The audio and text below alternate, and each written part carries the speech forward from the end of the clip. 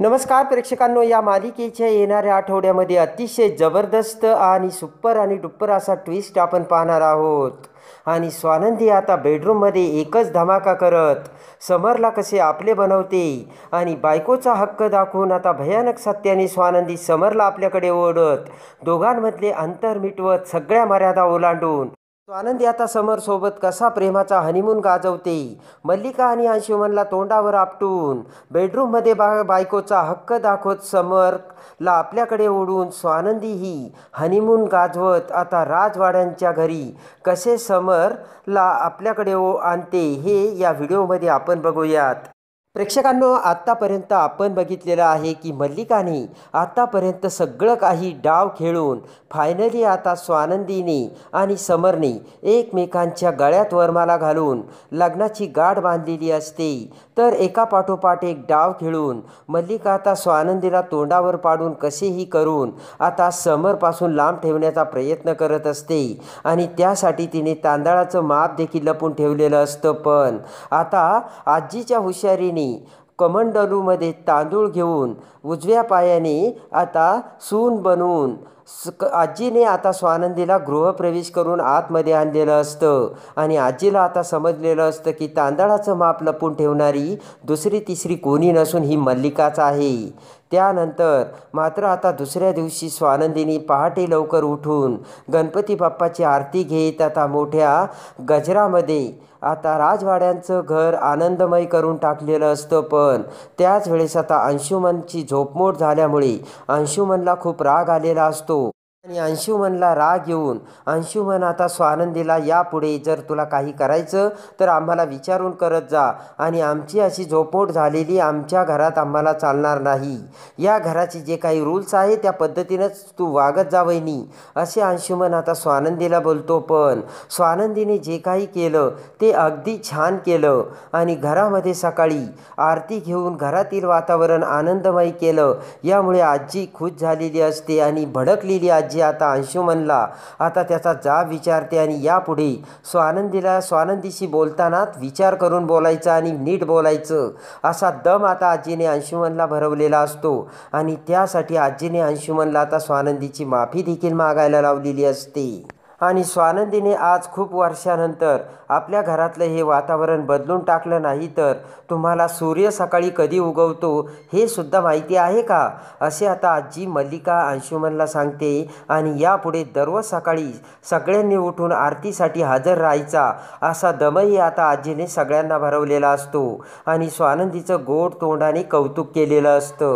आजीचा तो रुद्रावतार बघून आता मल्लिकाने नागी टाकलेली असते आणि मल्लिका अंशुमनला स्वानंदीची माफी मागायला सांगते आणि आजीची सुद्धा माफी मागायला सांगते। पण आजीने अंशुमनला माफी जर मागायची ना, तुला स्वानंदीची माफी माग या कडक शब्दात आता अंशुमनचा माज उतरवलेला असतो आणि खाली मान घालत आता अंशुमन स्वानंदीची माफी मागतो। रागाने अंशुमन आता आतमध्ये जातो आणि मल्लिका सुद्धा। इकडे मात्र आता समरला राग आलेला असतो आणि समरसुद्धा आता आतमध्ये जाऊ लागतो। तर पटकन दरवाजात येऊन आता स्वानंदी समरला थांबवते आणि म्हणते थांबा।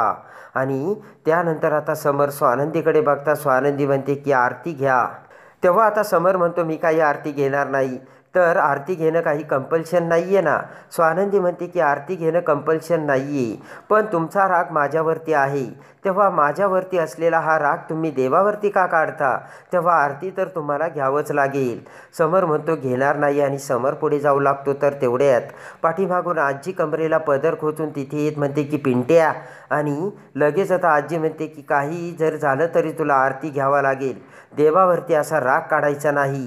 नाविलाजाने आता समरला आरती घेणं भाग पडलेलं असतं।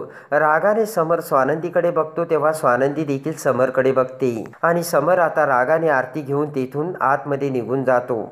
आजीला आता स्वानंदीचं ते काम खूप आवडलेलं असतं। आजीची आता खात्री होते की काही जरी झालं तरी स्वानंदी लवकरच पिंट्या सगट या घरातील माणसांचं मत जिंकून घेईल आणि त्यानंतर आता आजीने सत्यनारायण महापूजेची मोठी तयारी केलेली असते आणि गुरुजींना बोलून आता समर आणि स्वानंदी दोघांचीही सत्यनारायण महापूजा होती आणि त्या पूजेनंतर आता आजीने आता समर आणि स्वानंदीला बेडरूममध्ये झोपण्याची परवानगी दिलेली असते आणि इकडे आता आजी स्वानंदीकडे येते आणि स्वानंदीला म्हणते की स्वानंदी हे बघ आता खऱ्या अर्थाने तुझा संसार चालू होतोय. प्रेक्षकांनो, यामध्ये आता आजीने सगळ्यात मोठे धैर्य आणि सगळ्यात मोठी आता शिकवण देऊन स्वानंदीला संसारासाठी तयार केलेलं असतं आणि स्वानंदीचा मनाची तयारी करून आजी म्हणते की हे बघ, या घरातील लोक कसे जरी असले आणि आत्तापर्यंत ज्या काही चुका झाल्या असल्या तरी स्वानंदी या सगळ्या चुकांना मागे सारून आता तुला तुझ्या संसाराची नव्याने सुरुवात करायची आणि त्यासाठी तुला सगळ्यांचं मन जिंकून घ्यायचं आहे. आणि मला माहिती की एक दिवस तुझ्या गुणामुळे तू सगळ्यांची आपलीशी होशील आणि सगळ्यांची मनं तुझ्या गुणाने तू ऑटोमॅटिक आपोआप जिंकून घेशील. तुला करण्याची काही गरज नाही आहे स्वानंदी.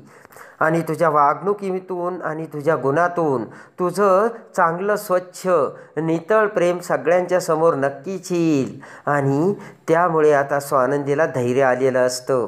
आजी म्हणते हे बघ स्वानंदी, आता तू राजवाड्यांची सून झाली आणि बायकोचा हक्क दाखवायला सुरुवात कर. अगं हा पिंट्या ना खूप लाजाळू आहे बरं का, तो कधीच पुढाकार घेणार नाही. आणि आता तुमच्या दोघांना मी आता महापूजा करून एकत्र आणलेलं आहे, तेव्हा आता या पुढचं काम तुला करायचं आहे असे म्हणत आता आजीने स्वानंदीला बेडरूममध्ये पाठवलेलं असतं. आणि आता स्वानंदी बेडरूममध्ये येते. दोघांचाही पलंग आता गुलाबांच्या फुलांच्या पाकळ्यांनी सजवलेला असतो. पण समर आता त्याकडे ढुंकूनही बघत नाही. स्वानंदी आता कॉटवर येते पण रागाने आता समर तिथे येतो. रागाने आता समर स्वानंदीकडे बघतो आणि त्या कॉटवर आता गुलाबाचे फुलं आणि पाकळ्या असतात. तर ती कंबल आता घेण्यासाठी रागाने समर आता ती कंबल आपल्याकडे ओढतो आणि त्या पाकळ्या सगळ्या खाली पडतात. तेव्हा आता स्वानंदी म्हणते की अहो काय करताय तुम्ही, मी काय म्हणते तुम्हाला, तुम्ही झोपा इथे, मी सोप्यावर जाऊन झोपते. समर म्हणतो नाही तुम्हीच इथे झोपा, मी सोप्यावर झोपतो. स्वानंदी म्हणते अहो असं काय करता तुम्ही त्या सोप्यावरती, एवढे मोठे मावणार आहात का? समर म्हणतो की एवढे मोठे आणि मावणार आहात का, म्हणजे मला सवय आहे झोपायची. स्वानंदी म्हणते की हे बघा मी करील काहीतरी ॲडजस्ट. तर समर म्हणतो हे बघा ॲडजस्टमेंटच्या गप्पा तुम्ही करू नका, कारण आत्तापर्यंत ॲडजस्टमेंट करतच मी इथपर्यंत आलो आहे. समर म्हणतो की तुमच्या आईने लग्नामध्ये जे काही केलं आहे ना, तरीसुद्धा मी बोल्यावरती उभा राहिलो आणि ॲडजस्टमेंट करतच इथपर्यंत आलो. आणि लगेच आता स्वानंदी म्हणते की अहो आपलं बाहेरचं नातं वेगळं आणि घरातलं नातं वेगळं आहे. तुम्हाला कळतंय का, घरामध्ये आपण नवरा बायको आहोत आणि बाहेरचं आपलं हे नातं ना जसं चाललंय ना तसंच आपण चालू ठेवू. तर आता रागाने समर स्वानंदीला म्हणतो की जोपर्यंत आदिराचा संसार सुखाने चालू आहे तोपर्यंत आपल्यामधला हा व्यवहार असाच चालू राहील आणि मलाही असंच वाटतं असे स्वानंदीसुद्धा समरला बोलते. आणि मीही माझीसुद्धा तशीच इच्छा आहे. पण हे सगळं बाहेर आतमध्ये बेडरूमच्या आतमध्ये आपल्या दोघांचं नातं नवरा बायकोचं आहे आणि बायकोच्या हक्काने मी तुम्हाला सांगते तुम्ही कुठे झोपायला जायचं नाही, तुम्ही इथेच झोपायचं असे म्हणत स्वानंदी रागाच्या रुद्रावताराने समरकडे येते आणि समरला कॉटवर ओढते. आणि त्या क्षणी समर आता कॉटवर पडलेला असतो. तर स्वानंदी समरला मिठी मारून समरच्या चेहऱ्यासमोर आपला चेहरा घेऊन येते. समर आता एकटक नजरेने स्वानंदीकडे बघतो. तर स्वानंदी समरकडे, समर बाजूला जाऊ लागतो. तर स्वानंदी समरला थांबवते आणि म्हणते की बघा हा माझा बायकोचा हक्क आणि अधिकार आहे आणि तो तुम्हाला असा डावलून चालता येणार नाही. काही जरी झालं तरी आता आपलं लग्न झालंय आणि लग्न काही हा लहान मुलांचा खेळ नसतो, आयुष्याची गाठ बांधलेली असते. तुमच्या आदिरासाठी तुम्ही लग्न केलं मान्य आहे, पण त्यामुळे असं तर होत नाही आहे ना, तुमच्या आदिरासाठी तुम्ही दुसऱ्याचं नुकसान करायचं, दुसऱ्याच्या आयुष्याचं वाटोळं करायचं. आता ते काही नाही, मी तुमची हक्काने रीतसर बायको झाली आहे तेव्हा नवरा आणि बायकोच्या नात्याने जे काही आहे ते तुम्हाला द्यावाच लागेल आणि असे म्हणत स्वानंदी समरला आपल्याकडे ओढते आणि दोघेही आता एकटक नजरेने एकमेकांकडे बघून एकमेकांच्या प्रेमात हरून जातात. स्वानंदीने स्वतः आता पुढाकार घेऊन सगळ्या मर्यादा ओलांडून मन शरीराने स्वानंदीने आता समरवरती ताबा मिळवलेला असतो. दोघांमधलं अंतर संपवत स्वानंदी समरच्या अगदी जवळ आलेली असते आणि सगळ्या मर्यादा ओलांडून प्रेमाने समरकडे बघत स्वानंदीने पुढाकार घेऊन आता बायकोचा हक्क आणि अधिकार दाखवून समरसोबत आता हनीमून गाजवलेला असतो. दोघांमधलं अंतर संपून मन शरीराने एक होऊन सगळ्या मर्यादा ओलांडत स्वानंदी समरला आता कसे आपलेसं करते आणि बायकोच्या नात्याने समरला कसे प्रेम देते हे बघण्यासाठी आणि या मालिकेच्या डेली अपडेटसाठी आपल्या चॅनलला लाईक करा, सबस्क्राईब करा.